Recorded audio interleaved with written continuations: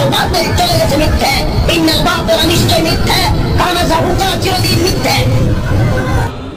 আসসালামু আলাইকুম, আমি Banu Syed, deputy secretary home department.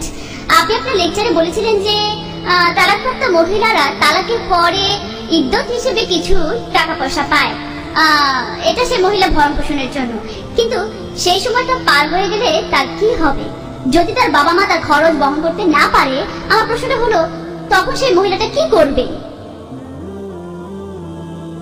বোন খুব সুন্দর প্রশ্ন করেছেন যে ধরুন একজন মহিলা তালাক পেয়েছেন, এই সময়টা ভরণ পোষণের দায়িত্ব তার স্বামীর ইদ্যতের সময়কাল পর্যন্ত, যে সময়টা গর্ভবতী থাকা পর্যন্ত বা 3 মাস হতে পারে। এরপরে আমার লেকচারে বলেছি এই দায়িত্ব তখন তার স্বামী তখন তার বাবা অথবা তার ভাই দায়িত্বটা নেবেন। কিন্তু ধরুন তার বাবা অথবা ভাই সেই দায়িত্ব নিতে পারলো না, তখন সেই দায়িত্ব নেবেন তার অন্যান্য নিকট আত্মীয়রা।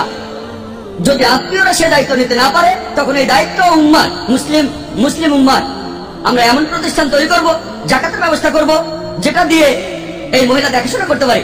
যদি এসবের কোনো কাজ না হয়, তখন ইসলামিক রাষ্ট্র সবশেষ উপায় হিসেবে এই মহিলার দায়িত্ব নেবে। আশা করি উত্তরটা পেয়েছেন।